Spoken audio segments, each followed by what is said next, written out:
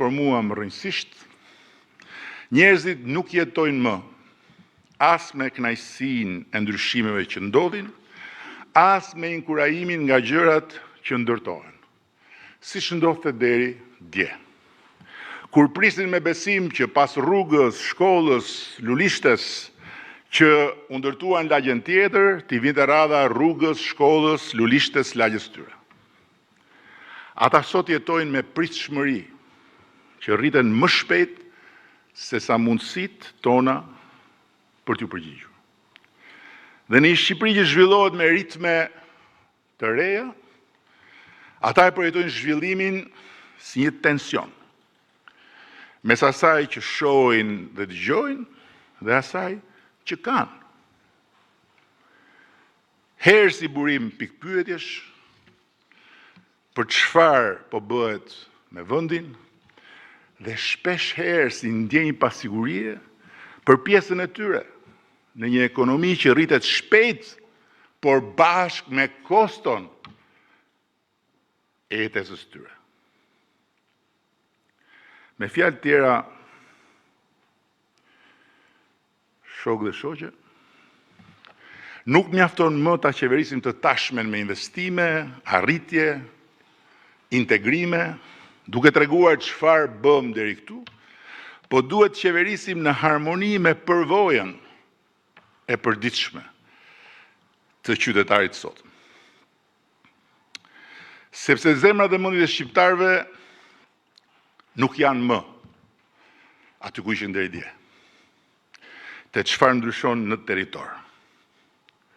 Dhe nuk kanë fare më lidhje me statistikat ekonomike, sado pozitive qofshin. Ato janë ankoruar mu të pritshmëritë e tyre. Prandaj dhe bulevardi i Flamingove duhet parë jo si një protest, po si një pasqyrë, që shoqëria na e vuri përpara, duke na sfiduar të shohim vetveten dhe të verifikojmë seriozisht nëse e kemi mendjen dhe zemrën në vendin e duhur për ta qeverisur Shqipërinë e kësaj faze 3, të cilën në radh parë dhe me do e mos duhet ta kuptojmë ne të parët në të gjithë përmasat e saj. Unë vetë, në pasqyrën e bulevardit Flamingove, pash mbylljen e një epoke dhe fillimin e një tjetër. Epoka e mbyllur është epoka e mungesave, kur një rrugë e re ishte fitore kolektive, një shkollë e re ishte festë e përbashkët, një lulishte e re pritej me duar trokitje dhe ndezja e dritave në lagje përcillej me bekime. Në epokën e mungesave, shoqëritë vuajnë përgjatë rrugëve pa rrugë të rënimit dhe të poshtrimit dhe i gëzojnë çdo ndryshimi si fëmia një dhurate. Toleranca e tyre ndaj atyre gjërave që mungojnë është shumë e madhe. Deviza e saj epoke është ka edhe më keq. Epoka e hapur është epoka e pritshmërive, ku rruga e re është standard, jo fitore. Shkolla e re është borxh që kthehet me vonesë, jo arsye për të festuar. Çdo shërbim i mirë merret i mirëqenë dhe asnjë mungesë shërbimi nuk durohet më dot si deri në mbylljen e epokës më parshme. Shoqëria as nuk e çon më në përmend nëse ka dhe më keq. Toleranca e saj ndaj çka nuk shkon vjen duke u zeruar, sepse deviza e kësaj epoke është ka edhe më mirë. Alexis de Tocqueville, një ndër studiuesit më të mprehtë të demokracisë dhe ndryshimit shoqëror, na ka lënë një paralajmërim me shkrim. Tamam për këtë fazë ku kemi hyrë. Çasti më i rrezikshëm për një qeveri vjen pikërisht kur ajo ka nisur të ndryshojë gjërat. Dhe shembujt e ndryshimit që ne kemi sjellë në këtë vend janë të panumërt në çdo drejtim. Ndërkohë që rreziku për të cilin ai shkruan është tani më fare i lexueshëm. Për 100 e kusur vjet në Shqipëri nuk ishte hetuar, dhe aq më pak pastaj gjykuar në mënyrë të pavarur, një i vetëm zyrtar i lartë. 100 e ca vjet, asnjë. Ndërsa korrupsioni ishte pranuar nga të gjithë, si t'ishte fataliteti, një fatkeqësie kronike natyrore. Më kujtohet se kur njerëzit e mbështesnin edhe me dorën e djathtë edhe me dorën e majtë reformën drejtësi, duke kërkuar vettingun si besimtarët që kërkojnë shpëtimtarin, prapë se prapë, pyetjes, nëse e besonin se ata do të shihnin një ditë zyrtar të lartë përpara drejtësisë, i përgjigjeshin masivisht jo.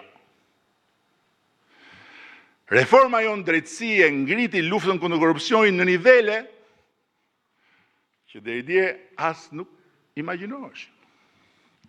Monumenti i pandëshkueshmërisë ra, siç deri dje as mund të imagjinohej. Por ky fakt s'mjafton fare që njerëzit t'i gëzohen sa arritje historike. Përkundrazi,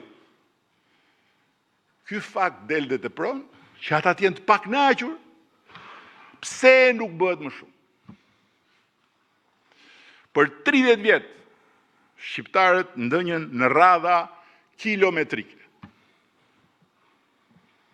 për të marrë shërbimet më elementare. Duke pritur në shi, duke pritur në diell, një dokument të rëndom, certifikat lindje, duke u shtyrë për të paguar dritat që me zivinin, apo duke ardhur nga jashtë për të kaluar gjysmën e pushimeve në për sportele, që ngjanin si ato dyert e urbanit kur futet gjithë dynjaja, në kohën kur akoma ishin turnet e kombinatit tekstileve. Por e kishin pranuar atë realitet. Sigurt ishte një trashëgimi e patundshme. Sot, 95% e shërbimeve publike në Shqipëri merren nga celulari, falas, dhe merren nga çdo pikë e botës. Por ky fakt nuk mjafton fare që njerëzit t'i tolerojnë më lehtë shërbimet që ende çalojnë. Përkundrazi, del dhe tepron që toleranca e tyre të jetë thuajse zero.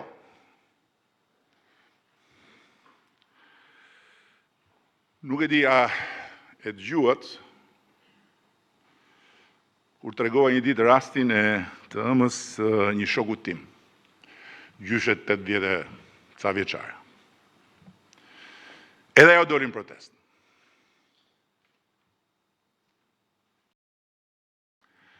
Jo për Zvërnecin, jo për ligjin e zonave të mbrojtura, as për biodiversitetin. Doli nga që sa herë i duhej të vizitohej në poliklinik për një smundje kronike, ngrihej pas zbardhur dita, bashkë me të moshuar tjerë, për të zënë radhën, sepse mjeku në atë poliklinik shkonte vonë dhe rrinte 2-3 orë.